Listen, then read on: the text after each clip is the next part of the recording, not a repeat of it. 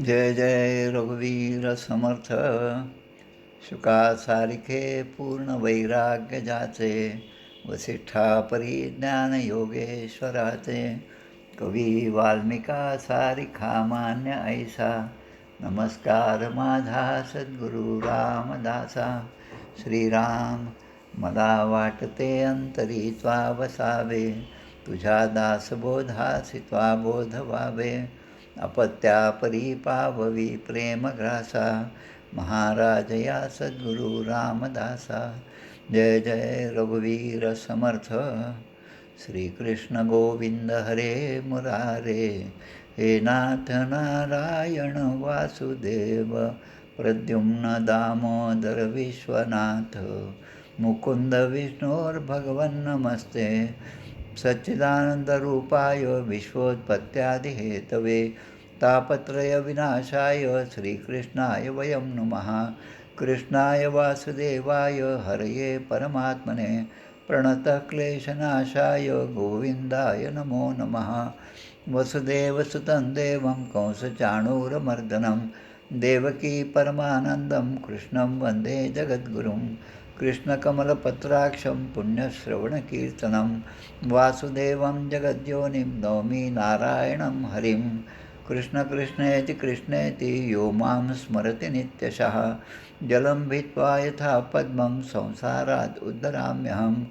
कृष्णाय वासुदेवाय देवकीनन्दनाय च, नन्दगोपकुमाराय गोविन्दाय नमो नमः. नमः पङ्कजनाभाय नमः पङ्कजमालिने, नमः पंकजनेत्राय नमस्ते पंकजांग्रे. गोपाल कृष्ण भगवान की जय. चतुश्लोकी भागवत. श्री भगवानुवाच, ज्ञानं परमगुह्यं मे यद्विज्ञानसमन्वितं, सरहस्यं तदङ्गं च ग्रहाणगदितं मया. यावानहं यथा भावो यद्रूपगुणकर्मकः, तथैव तत्त्वविज्ञानमस्तु ते मदनुग्रहात्. अहमेवासमेवाग्रे नान्यं यदसत्सत्परं, पश्चादहं यदेतच्च योऽवशिष्येत सोऽस्म्यहं. वृतेर्थं यत् प्रतीयेत् न प्रतीयेत् चात्मनि, तद्विद्यादात्मनो मायां यथा भासो यथा तमः. यथा महान्ति भूतानि भूतेषु चावचेष्वनो, प्रविष्ठान्यप्रविष्ठानि तथा तेषु न तेष्वहम्. एतावदेव जिज्ञासं तत्त्वजिज्ञासनात्मनः, अन्वयव्यतिरेकाभ्यां यत् स्यात् सर्वत्र सर्वदा. गोपाल कृष्ण भगवान की जय. यानंतर या तिसऱ्या अध्यायाची अवतरणिका, तिसऱ्या स्कंदाची अवतरणिका. तृतीय स्कंद प्रथमोध्याय. उद्धव विदुर भेट होय, कृष्ण बालक्रीडा सांगता होय. द्वितीय उद्धव द्वितीयोध्यायी. तृतीय अन्नलीला चरित्र. विदुर मैत्रेय भेट चतुर्थ. मैत्रेय सांगे विदुराप्रत सृष्टिक्रम पंचमोध्यायी. षष्ठी विराट शरीर उत्पत्ती. सप्तमी प्रश्न. अष्टमी ब्रह्मोत्पत्ती. नवमी विधीद्वारा हरिस्तुती. दशमी कथा दशविध. मन्वंतर काल विभाग वर्णन तो एकादश महान. द्वादश सृष्टी विस्तारण वारावतार त्रयोदश. चतुर्दशी दिती गर्भधारण. पंचदशी जय विजय शाप वर्णन. षोडशी त्यांचे पतन. सप्तदशी जय हिरण्याक्षाचा. अष्टादशी हिरण्याक्ष 12 युद्ध. 19 हिरण्याक्ष वध. 20 विधिसृष्टी नानाविध. 21 कर्दम तपश्चर्या. कर्दम देवहूती विवाह 22. कर्दम देवहूती विहार 23. श्री कपिल जन्म 24. 25 भक्ती ज्ञान. 26 भिन्न तत्वोत्पत्ती. 27 पुरुष प्रकृती योगे मुक्ती. 28 अष्टांग योग कृती. 29 भक्तिर्मर्म. 30 अधोगती स्वार्थांदाची. 31 गती मनुष्यांची. 32 धूम्र अर्चिर भक्तियोगाची. 33 मोक्ष देवहूतीचा. याप्रमाणे आपण ही अवतरणिका वाचली तिसऱ्या स्कंदाची. आता आपण तिसऱ्या स्कंदाच्या विवेचनाला सुरुवात करूया. हा तिसरा स्कंद जो आहे त्यामध्ये एकूण 33 अध्याय आहेत. त्यातला आपला आता आज 10वा अध्याय आपण पाहणार आहोत. 10वा अध्याय म्हणजे 10 प्रकारच्या सृष्टीचे वर्णन यामध्ये केलेलं आहे. आपण पाहत आहोत की विदुर आणि मैत्रेयी यांचा संवाद सुरू आहे. त्यामध्ये महात्मा विदुरांनी मैत्रेयांना अनेक प्रश्न विचारलेले आहेत. विदुरांचे मैत्री ऋषींना प्रश्न होते, त्याबद्दल ते म्हणतात की महान नारायण अंतर्धान पावल्यावर, भगवान अंतर्धान पावल्यावर सर्व लोकांचे पितामह असणारे ब्रह्मदेव यांनी आपला देह आणि मन यापासून किती प्रकारची सृष्टी निर्माण केली. म्हणजे ही सगळी सृष्टी ब्रह्मदेवाचीच निर्मिती आहे. आपण आता मला तुम्ही ते सगळं सविस्तरपणे सांगा की देह आणि मन यापासून किती प्रकारची सृष्टी निर्माण झाली, हा त्यांचा प्रश्न. आणि महात्मा विदुर म्हणतात, त्याचप्रमाणे मागच्या अध्यायामध्ये 8व्या आणि 9व्या अध्यायामध्ये मी अनेक प्रश्न विचारले आहेत. त्या सर्व प्रश्नांची उत्तरे मला तुम्ही क्रमाक्रमाने द्यावीत. पहिला प्रश्न त्याचं हे उत्तर, दुसरा प्रश्न त्याचं हे उत्तर, जसं आपण शाळेमध्ये परीक्षेमध्ये करतो तसे ते म्हणतात या सगळ्यांची उत्तरं मला द्या. आता इथे कमाल अशी आहे की प्रश्न विचारून झालेले आहेत, आता त्याची उत्तरं त्याच क्रमाने देणं आणि समोर काही कागद नसताना देणं हे किती अवघड गोष्टी आहेत. आणि अशाच तऱ्हेने आपल्या सगळ्या ग्रंथांची निर्मिती झालेली आहे. त्या काळामध्ये जे श्रुती आपण जे म्हणतो आणि स्मृती, जे श्रुती म्हणजे जे ऐकून पुढच्या पिढीला जे पोचलेले आहेत, आणि मग स्मृती आपण जे ऐकलं त्याचं आपल्याला किती आठवण राहिली आणि जशी आठवण राहिली त्याप्रमाणे पुढच्या पिढीला देणं, अशा या दोन्ही प्रक्रियेतून आपले सगळे ग्रंथ निर्माण झालेले आहेत. त्यामुळे या ग्रंथनिर्मितीच्या मागचे, त्या ग्रंथनिर्माणकर्त्याचे कष्ट आपण लक्षात घ्यावे आणि त्यांनी सांगितलेला आशय जो आहे तो आपल्यासाठी किती महत्त्वाचा आहे हे लक्षात घ्यावं. आता हे म्हणतात, मैत्रेय म्हणतात, आता ते उत्तर द्यायला सुरुवात करतात. विरिंचोपि तथा चक्रे दिव्यम वर्षशतम तपः आत्मन्यात्मानं आवेश्य यदाह भगवान अजहा. म्हणजे अजन्मा अशा भगवंताने सांगितल्याप्रमाणे, भगवंताचा जसा आदेश झाला त्याप्रमाणे ब्रह्मदेवाने तपश्चर्येला सुरुवात केली आणि तपश्चर्या करायची म्हणजे आसनामध्ये स्थिर झाले. आपलं चित्त आणि आपला आत्मा म्हणजे सर्वांगाने ते नारायणाच्या ठिकाणी त्याने केंद्रित केलं. आणि असं करून किती वर्ष तप केलं तर 100 दिव्य वर्षे. आता 100 दिव्य वर्षे काय हे आतापर्यंत आपल्याला माहीत झालं असेल, पुन्हा पुढच्या अध्यायामध्ये ह्या सगळ्या गोष्टी येणार आहेत. म्हणून त्याबद्दल आपण त्या 100 दिव्य वर्षामध्ये आपली किती वर्ष याचा विचारसुद्धा आपल्याला करता येणार नाही, इतकी बुद्धी आपली अल्प आहे. आता पुढे ब्रह्मदेव सांगतात, प्रलय काळ झाला होता आणि त्यामुळे प्रलयाकाळी काय असतं की फक्त सगळीकडे पाणीच पाणी आहे आणि दुसरं काहीच नाही, सृष्टी म्हणून काही नाही, झाड नाही, जीव नाही, काहीच नाही. अशा वेळेस ते ब्रह्मदेव त्या ठिकाणी त्या कमळामध्ये त्यांची उत्पत्ती झाली. म्हणजे भगवंताच्याच इच्छेने ते कमळ तयार झालं आणि कमळाच्या पाकळ्यांमध्ये ब्रह्मदेवाने त्या ठिकाणी जन्म घेतला असं म्हणलं तरी हरकत नाही. पण त्या ठिकाणी ब्रह्मदेवाचा अवतार जो आहे की ब्रह्मदेव जे निर्माण झाले ती भगवंताचीच कृपा आहे, भगवंताचाच तो अवतार आहे. मग अशा वेळेस खूप प्रलय काळाचा तुफान असा वायूचा वेगसुद्धा होता आणि त्यामुळे ते कमळसुद्धा हलत होतं आणि पाणीसुद्धा थरथरत होतं. आणि ते कमळ म्हणजे आपण जे कमळ पाहतो, फूल पाहतो तशा आकाराचं नव्हतं, पण त्याचा आकार इतका विस्तीर्ण होता की आपण जेवढ्या गोष्टींची कल्पना करू त्या सगळ्या त्या कमळामध्येच होत्या. तर अशा वेळेस त्याने काय केलं असेल की आपली तपश्चर्या, कारण 100 दिव्य वर्षाची तपश्चर्या ब्रह्मदेवाने केलेली आणि त्यांच्या अंतरंगामध्ये महाविष्णूचं, परब्रह्माचं चिंतन जे आहे, चित्त त्यांचं त्यांच्या पायी त्याने स्थिर केलं होतं आणि त्यामुळे एक वेगळ्या प्रकारची शक्ती त्यांच्यामध्ये आलेली होती. त्यामुळे त्या शक्तीचा, त्या बलाचा, विज्ञान बळाचा वापर करून त्यांनी ते जे सगळं प्रलयाचं पाणी होतं आणि त्या ठिकाणी असणारा जो प्रचंड असं वायू होता, या दोघांनाही पिऊन टाकले. म्हणजे आता उरलं काय तर फक्त ते कमळ राहिलं. आणि मग ते म्हणतात की पूर्वकल्पामध्ये लीन झालेले जे लोक होते त्या सगळ्यांना मी आता या कमळापासूनच निर्माण केलं. आता कारण त्यांच्याकडे साधन जे होतं ते फक्त कमळच होतं. या कमळापासूनच मी या सगळ्यांना आता निर्माण करणार आहे. आता त्यामधलं ते म्हणतात की त्या कमळाचे त्यांनी फक्त 3 भाग केले. तसं पाहिलं तर सगळे 14 मनू, प्रत्येकाचे सप्तर्षी, 14 गुणिले 7 98 आणि मग ही सगळी सृष्टी हे सगळं ते निर्माण करू शकत होते. पण त्यांनी 3 भागातच त्या कमळाचं 3 भाग तयार केले. ते 3 भाग कोणते? तर ते ओम भूः, ओम भुवः आणि ओम स्वाहा. गायत्री मंत्रामधले पहिले 3 जे आहेत शब्द ते ओम भूः, ओम भुवः, ओम स्वाहा आणि त्यानंतर येतं ओम महा, ओम जनः, ओम तपः, ओम सत्यम. म्हणजे 4 आणि 3 7. या 7ना व्याहृती असे म्हणतात. तर सुरुवातीला ब्रह्मदेवाने फक्त भूः, भुवः आणि स्वाहा यालाच आपण त्रैलोक्य म्हणतो. स्वर्ग, मृत्यू आणि पाताळ त्रैलोक्य त्याने ते निर्माण केले. आता ते सांगतात की जे निष्काम कर्माचरण करणारे आहेत, जे महात्मे आहेत, साधू पुरुष आहेत, ज्यांना या म्हणजे एका जन्मानंतर पुढच्या जन्मामध्ये पुन्हा जन्म घ्यायची गरजच नाही, पण तरी भगवंताचं कार्य करण्यासाठी जे पुन्हा अवतार धारण करतात असे जे महात्मे आहेत, त्यांच्यासाठी मग ब्रह्मदेवाने 4 प्रकारचे लोक निर्माण केले. ते म्हणजे महरलोक, तपोलोक, जनोलोक आणि सत्यलोक. आणि हे जे आहेत 4ही प्रकारचे लोक हे त्यांचा प्रतिदिवशी नाश होत नाही. प्रतिदिवशी म्हणजे कोणाचा? आपल्या प्रतिदिवशी नाही, ब्रह्मदेवाच्या प्रतिदिवशी. लक्षात घ्या. आता उद्याच्या आपल्या भागामध्ये याचं पुन्हा डिटेल येणार आहेत म्हणून आज काही सांगत नाही.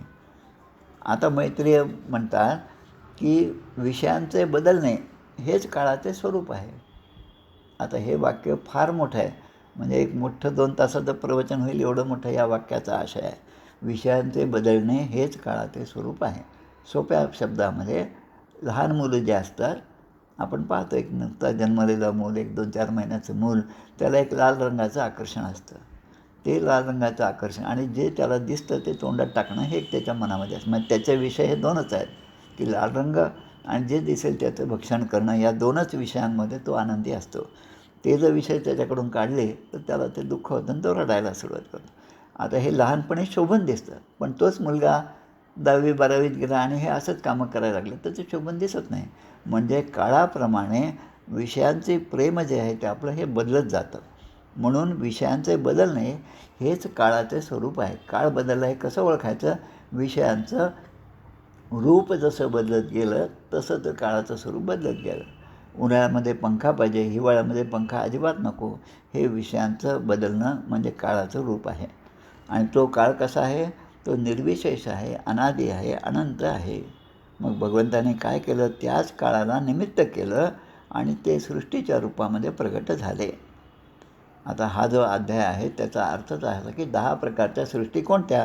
हे आता आपल्याला ते सांगतात की हे सगळं विश्व जे आहे ते मायेने स्वतःमध्ये लीन करून घेतलं. जेव्हा प्रलय होतं तेव्हा सगळ्या गोष्टी त्या परब्रह्मामध्ये लीन होतात आणि पुन्हा जेव्हा सृष्टीचं सृजन होतं, ब्रह्मदेवाचं पुन्हा कार्य सुरू होतं, त्यावेळेस पुन्हा ते सगळं प्रगट होत जातं.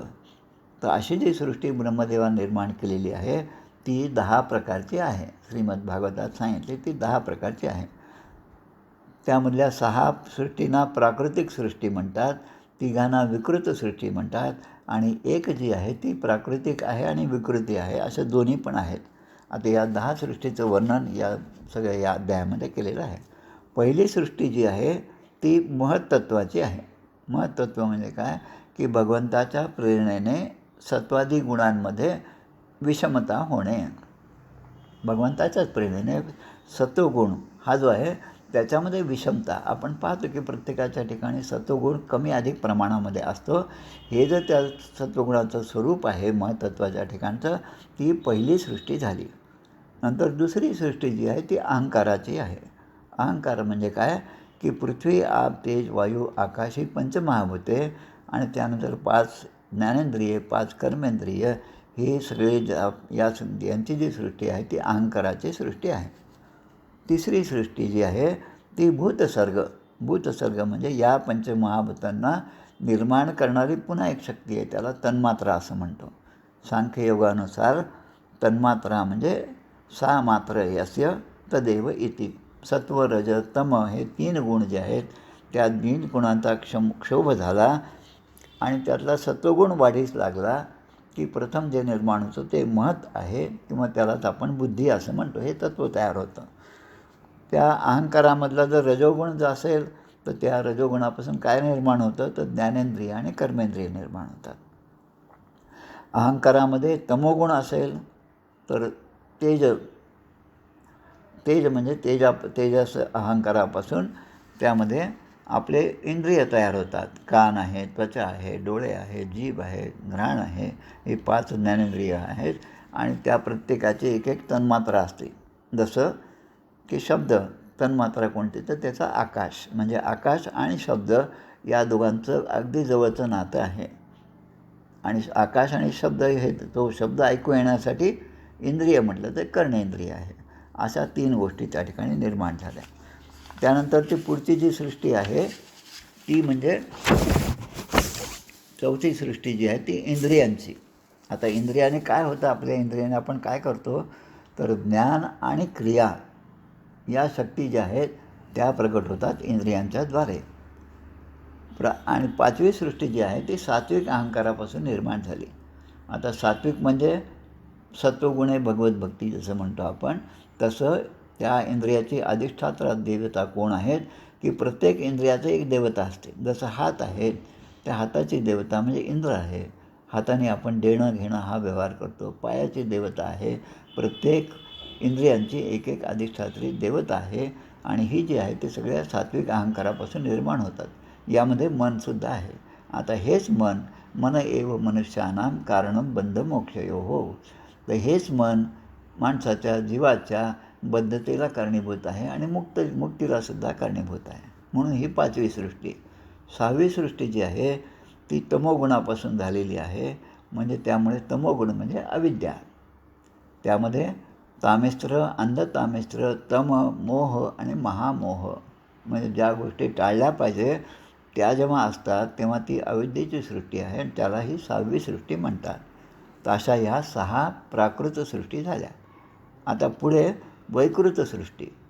वैकृत सृष्टीमध्ये प्रमुख वैकृत सृष्टी कोणती तर ती सृष्टी म्हणजे या सगळ्या वनस्पती ज्या आहेत त्या आहेत. वनस्पत्यौषधी लता त्वक्साराः विरुधा द्रुमाः उत्स्तोत्रस्तमस्तमः प्राया अंतस्पर्शा विशेषिष्टा. म्हणजे याच्यामध्ये कोण आहेत वनस्पती, औषधी, लता, त्वक्सार, विरुध आणि द्रुम. म्हणजे हे सगळे वनस्पतीचे प्रकार आहेत. आमचे माहूरकर सर आहेत, पी देशमुख सर आहेत, त्यांच्याच अगदी जवळचा सगळा हा विषय आहे. आता या सगळ्या वनस्पतींचं वर्गीकरण कशा प्रकारे केलं ते खूप फार महत्त्वाचं आहे. हे काय करतात या वनस्पती की खालून वर त्याचं अन्न जात असतं. लक्षात घ्या. त्यामधले काही झाडं असे असतात की त्याला फुलं येत नाहीत पण फळं लागतात. जसं वड आहे, पिंपळ आहे. त्यानंतर काही वनस्पती अशा आहेत की ज्याला एकदाच फळ येतं आणि नंतर मग ते म्हणजे फूल येतं आणि नंतर फळ येतं आणि फळ ते आपलं घेतलं आपण की मग त्या वनस्पती नष्ट होतात. त्यानंतर आहेत त्या पानवेली आहेत. या वेली कोणाच्या तरी आधाराने त्या वाढत जातात. चौथं जे आहे ते त्वक्सार म्हणजे काही वनस्पती असतात की ज्यांचा जे फळ आहे किंवा त्यांची साल जी आहे ती इतकी कडक असते त्वक्सार की त्यामध्ये जसा वेळू आहे, बांबू आहे, ते खूप टणक असं असतं. त्यानंतर 6वा जो आहे त्याच्यामध्ये आंबा, चिंच हे जे वृक्ष आहेत त्याला द्रुम असं म्हणतात.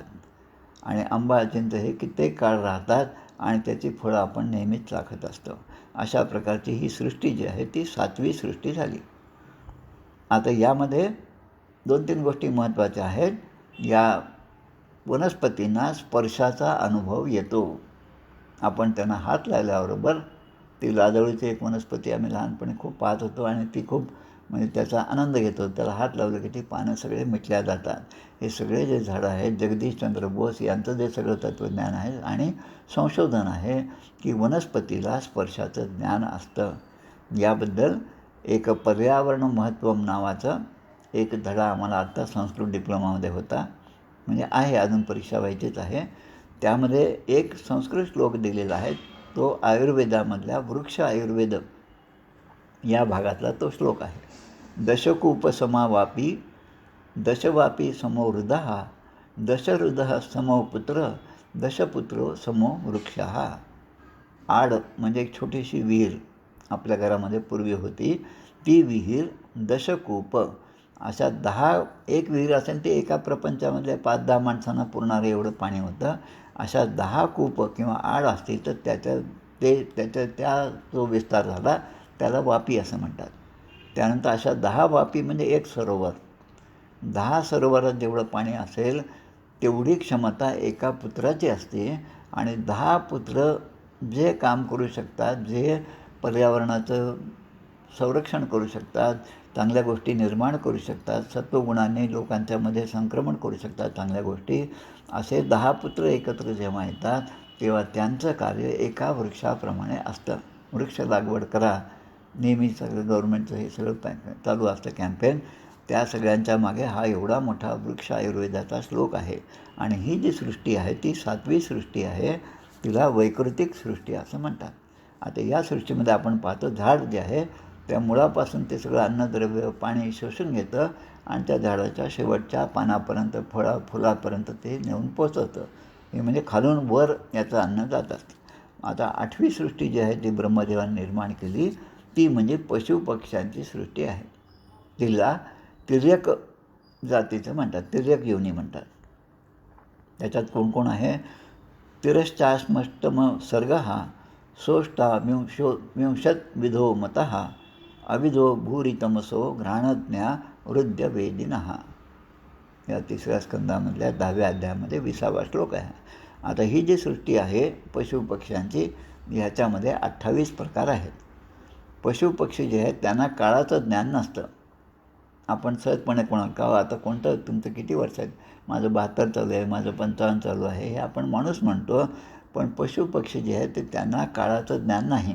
जन्म घेणं आणि मृत्यू आणि मधल्या काळामध्ये आपल्या आहाराची सोय आपण स्वतःच करणं, त्यासाठी सगळी धडपड करणं. त्यांना दुःख सुख असतं पण ते काही काळाचंच असतं. सुखदुःखाचे परिणाम यांच्यावर फार काळ टिकत नसतं. रस्त्याने आपण जेव्हा पाहतो एखाद्या वाहनाने एखादं कुत्रं जर मध्ये आलं तर ते त्याच्या शेपटीला जरी स्पर्श झाला तरी त्याला ते दुःख होतं. आणि ते दुःख त्याचं आपण पाहत असाल तर आपण निरीक्षण केलं असेल तर ते जे दुःख आहे त्या कुत्र्याचं हे फार तर एखादा तासभर असेल, 1 तासभर ते विवळत असतं आणि मग पुन्हा ते आपोआप चांगलं होतं आणि मग ते सगळ्या गोष्टी विसरून जातात. तर अशा योनीमधले हे सगळे पशु आणि पक्षी आहेत. त्यामध्ये अजून प्रकार आहेत. हे सगळे या आपल्या श्रीमद भागवतामध्ये दिलेले आहेत. पशुयोनी आहे त्याच्यामध्ये. म्हणजे 2 खुरांचे प्राणी, 1 खुरांचा प्राणी, 5 नखं असलेले प्राणी, यांची नावंसुद्धा यामध्ये श्लोकामध्ये दिली आहेत. की 2 खुरांचे प्राणी कोण आहेत? तर गाय, बकरा, रेडा, काळवीट, डुक्कर, नीलगाय, हरिण, मेंढा आणि उंट. त्यानंतर 1 खूर असणारे प्राणी म्हणजे गाढव, घोडा, खेचर, पांढरं हरिण, चित्ता, वनगाय, हे 6. त्यानंतर 5 नखं ज्यांना आहेत त्यामध्ये कुत्रा, कोल्हा, लांडगा, वाघ, मांजर, ससा, साळ, सिंह, माकड, हत्ती, कासव, घोरपड असे सगळे आहेत, मगर. आणि यानंतर उडणारे पक्षी आहेत. म्हणजे आता पण आपण हे सगळे पाहिले, हे काही उडू शकत नाही, पण आता उडणारे पक्षी जे आहेत ते येतात. त्यामध्ये बगळा, गिधाड, कंक, ससाणा, भास, भल्लुक, मोर, हंस, सारस, चक्रवाक, कावळा आणि घुबड. म्हणजे अशा प्रकारे या 8 सृष्टी झाल्या. आता 9वी सृष्टी जी आहे ती सृष्टी म्हणजे मनुष्यांची सृष्टी आहे. म्हणजे आपण सगळे त्यामध्ये अर्वाक्तोस तस्तु नवमहा शतरेक विधो नृणाम रजोधिका कर्मपरा दुःखेच सुखमानिनः. याचा अर्थ काय? ही 9वी सृष्टी जी आहे ती मनुष्यांची आहे, म्हणजे आपल्या सगळ्यांची. आणि त्यांचा आहार कसा असतो? तो आहार म्हणजे वरून खाली. एक आपण झाडाचं पाहिलं जो खालून वर. त्यानंतर हे जे 8वी सृष्टी आहे जी सगळी पशुपक्ष्यांची आहे तर ती आडवी आहे, म्हणजे तोंडाकडून पोटाकडे आणि मग मागे असा तो त्यांचा प्रवाह असतो खाण्याचा. त्यानंतर आपला जो आहे तो वरून खाली म्हणजे उलटा. आता याच्यामध्ये मनुष्यामध्ये कोणी रजोगुण प्रधान असतात, कोणी कर्मप्रधान असतात, कोणी दुःखरूप अशा विषयातच सुख मानणारे असतात. बद्ध, मुमुक्षू, साधक आणि सिद्ध ही जी लक्षणं आहेत ती सगळी लक्षणं आपण जरूर पाहावीत. म्हणजे एकदा या श्रीमद भागवताचा अभ्यास असला की मग सगळे ग्रंथ समजायला आपल्याला खूप सोपं जातं. म्हणून आता ही सगळी सृष्टी आहे, त्यामुळे आता 9 सृष्टी झाल्या. आता 10व्या सृष्टीचा विचार आहे. ते एक तर स्थावर, पशुपक्षी आणि मनुष्य अशा 3 प्रकार झाले. त्यानंतर देवसर्ग आहे. देवसर्ग ही वैकृतिक सृष्टी आहे. महत्त्वादी रूप वैकारिक देवसर्ग आहे. त्यांची गणना प्राकृत सृष्टीत केलेली आहे. ते आहेत कशाची? वैकृत आहेत, पण गणनासुद्धा प्राकृतामध्ये म्हणजे आणि प्राकृत आणि वैकृत या दोन्हींचं मिश्रण असणारी ही देवसृष्टी आहे. त्यामध्ये प्रमुख जे आहे सनतकुमार ऋषी जे आहे ते कौमार सर्ग आहे. ते प्राकृत आणि विकृत अशा दोन्हीच्या प्रकारामध्ये ते मोडतात. आणि त्यानंतर ही 10वी सृष्टी आहे त्याच्याबद्दल सांगितलं आहे. देवसर्गश्चाष्टविधो विबुधाः पितरो सुराः गंधर्व अप्सराः सिद्धाः यक्षरक्षांसी चारणाः. या 10व्या सृष्टीमध्ये कोण कोण आहेत? तर देव आहेत, पितर आहेत. आपले पितर हे देव या सृष्टीमध्ये आहेत 10व्या. त्यानंतर असुर हे 10व्या सृष्टीमध्ये आहेत.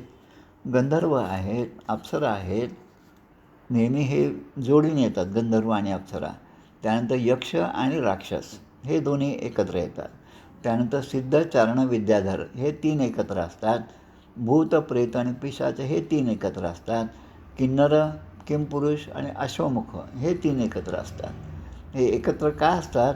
कारण त्यांच्याकडे ते भाग वाटून दिल्यासारखे आहेत. गंधर्व, अप्सरा यांच्याबद्दल काय सौंदर्य आहे, नादब्रह्म आहे, संगीताचं ज्ञान आहे, नर्तनाचं ज्ञान आहे, ते सगळं आहे. यक्ष आणि राक्षस हे आहे. राक्षस जे आहेत की समोर दिसणारा देवगुणाचा जो माणूस आहे त्याला मारणं, त्याला मारा असं म्हणणारे राक्षस आणि त्यांचं रक्षण करणं असं म्हणणारे यक्ष. त्यानंतर सिद्ध, चारण आणि विद्याधर हे जे आहेत हे जसं राजाकडे भाट असतात. भाट म्हणजे कोण? की राजाचं गुणगान गाणारे. कवी कलश याचं आपण जेव्हा वाचतो, आता सध्या या फाल्गुन अमावस्येला संभाजी महाराजांचा बलिदान दिवस आहे, त्याच दिवशी या कवी कलशाचं सुद्धा बलिदान झालेलं आहे. त्यांनी अनेक कवनं छत्रपती संभाजी महाराजांवर केलेली आहेत. तर ते सिद्ध, चारण आणि विद्याधर. मग येतात भूत, प्रेत आणि पिशाच. आता या तिन्ही जे आहेत ते महादेवांना प्रिय असणारे हे 3 जण आहेत आणि कोणालाही प्रिय नसणारे हे आहेत भूत, प्रेत आणि पिशाच. आपण गोकर्णाचं आख्यान पाहिलं तेव्हा धुंदकारीचं जे आहे तो प्रेत योनीमध्ये आहे, पिशाच योनीमध्ये आहेत आणि भूत ही पण सृष्टी आहे. म्हणून हे 3 एकत्र असतात. किन्नर, किमपुरुष आणि अश्वमुख अशा प्रकारे देवसृष्टी आहे. तिचेसुद्धा हे पुन्हा इंटरनल प्रकार किती झाले तर 8 प्रकार आहेत.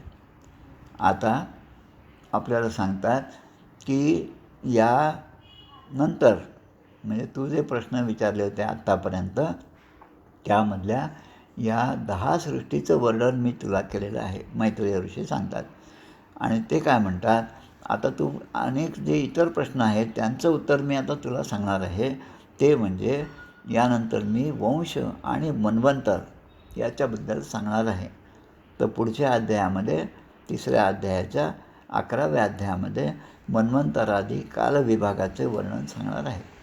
आता याच अध्यायामध्ये जो भाग आला तो पर्यावरणाच्या महत्त्वाच्या दृष्टीने त्यामधले जे आपण पाहिलं वनस्पती आहेत, पशुपक्षी आहेत आणि जलचर प्राणी आहेत आणि मनुष्य प्राणी आहेत, हे सगळे आहेत. तर त्यासाठी आपल्याकडे एक 4 श्लोक आहेत. त्या श्लोकांचा अर्थ आपण जाणून घेऊया म्हणजे आपल्याला या सृष्टी काय आहेत हे लक्षात येईल. त्यामध्ये महाभारताचा एक संदर्भ आहे. 12व्या पर्वामध्ये अध्याय 177मध्ये हा श्लोक आहे की उष्णतेमुळे झाडांची पाने म्लान होतात. उष्णतेमुळे झाडांची पाने म्लान होतात. ते पानं सुकून जातात. आता उन्हाळा आला की पानं सगळे सुकून जातात. पुढे पहा काय होतं की त्या झाडाची साल जी आहे ती सुद्धा वाळून जाते. ती फळं जी आहेत ती फळंसुद्धा जुनी होऊन जातात. कल्पना आत्महत्या जा. फळं जुनी होतात. फुलं जी आहेत ती पण सुकून जातात आणि ती फळं जी आहेत ती सुकल्यानंतर ती पुन्हा गळून पडतात. आता यावरून एक लक्षात घ्या की वातावरणाचा परिणाम त्या झाडांवर उष्णतेमुळे झालेला आहे. म्हणजे त्या प्रत्येक वनस्पतीला स्पर्श संवेदना आहे हे स्पष्ट होतं.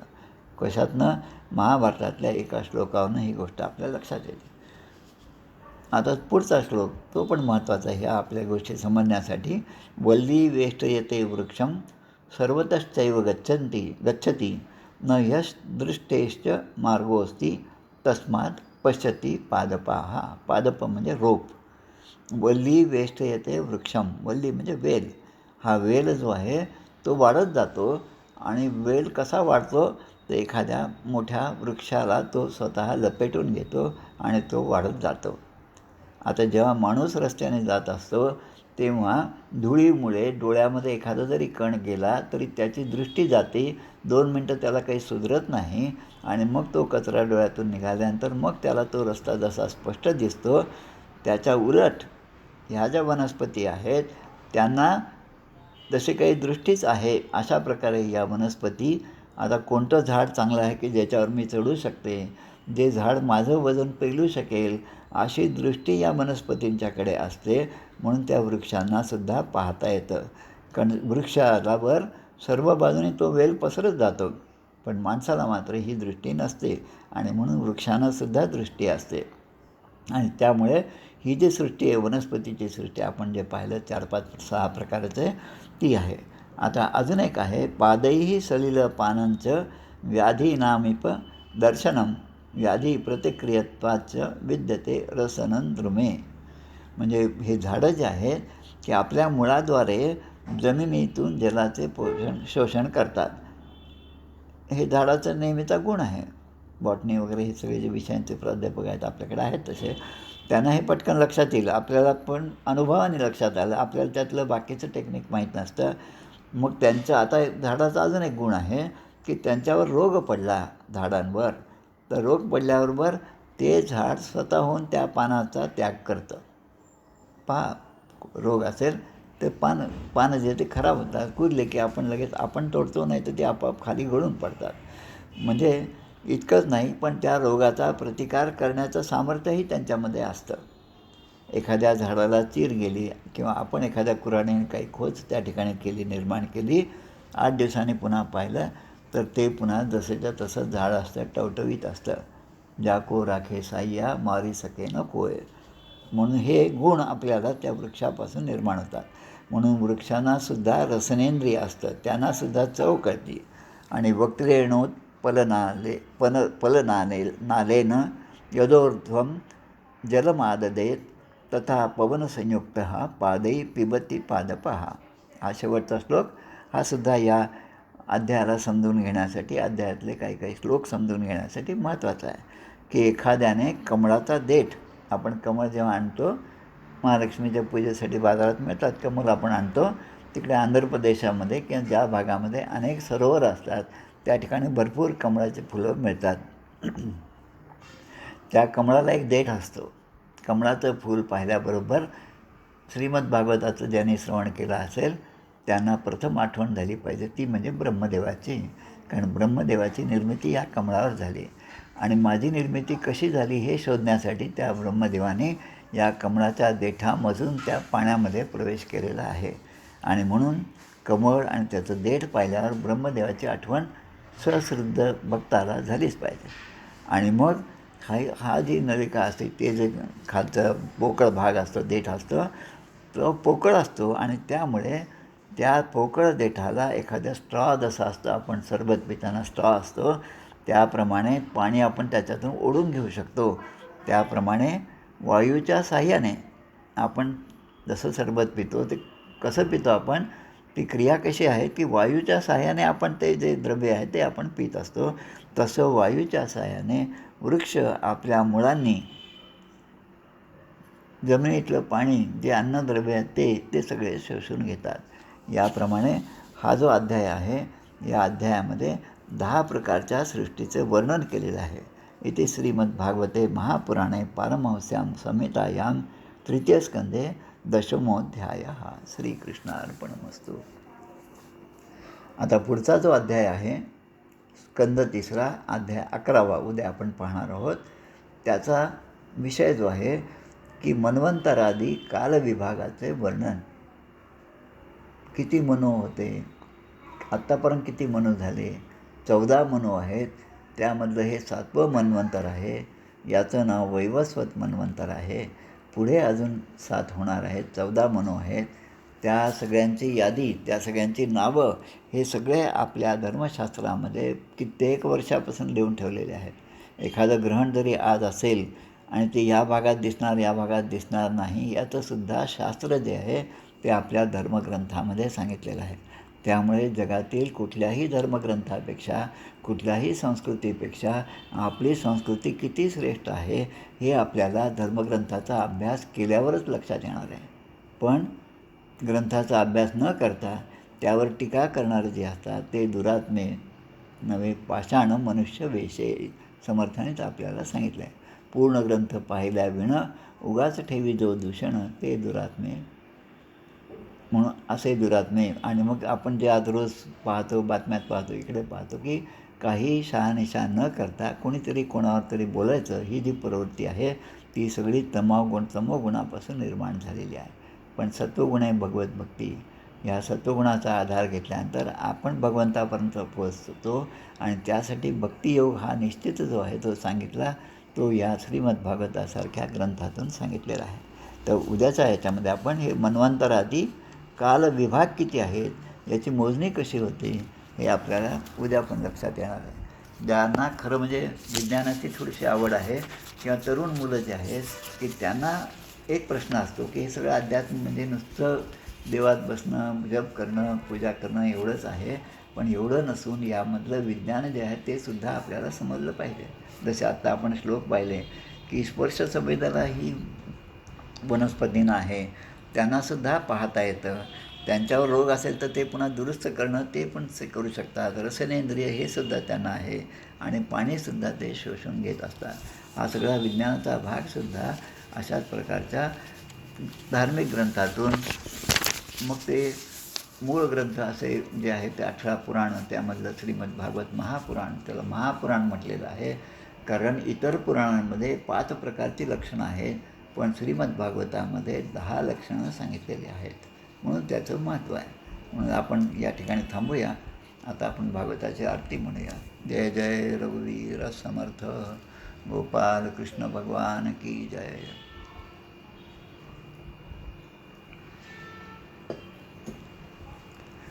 जय हो जय श्री भागवता, आरती करी तुझ भगवंता. श्री शुक मुनीने परम भक्तीने, नाना परीने गायले जा हरिचरिता. आरती करी तुझ भगवंता. वेद तरुचे मधुर फळ, स्वादुरसे जे सोज्वळ. आत्मा राम मुनी अचळ, सेवुनी करीती जन सफळ. महापर्वणी आली अवनी, की अगहरिणी भवजल तरणी. ती पतिता आरती करी तुझ भगवंता. येथे व्यासांची वाणी, सार्थक हरिगुण गावोनी. शास्त्र पुराणी मुकुटमणी, परम प्रेमामृत जननी. सहज सेविता भाविक भक्ता, उदारदाता मोक्ष तत्वता देहाता. आरती करी तुझ भगवंता. गमते जणू मानस तीर्थ, 12 सोपाने युक्त. निर्मल भक्ती जले भरित, विहरे हरिहंसति तेथ. श्लोक सुकुमले संत अधिकुले, सेवुनि रमले भान विसरले. रसपीता आरती करी तुझ भगवंता. अपार महिमा ग्रंथांचा, वदवेना कोणासाचा. मेवा कविवर संताचा, प्राणची कीर्तनकारांचा. जणू बोधाचा स्वयंप्रभेचा, 12 कळीचा रवी अंतरीचा तमहर्ता. आरती करी तुझ भगवंता. ग्रंथ नव्हे हा श्रीकृष्ण, गीते वेधी मन पूर्ण. अनन्य होता या शरण, खचित टळे जन्म मरण. त्रिताप जाती चिरये शांती, नाथ ही वदती रामपदी ठेवी माथा, आरती करी तुझ भगवंता, जय हो जय श्री भागवता, आरती करी तुझ भगवंता। गोपाल कृष्ण भगवान की जय। जय जय रघुवीर समर्थ।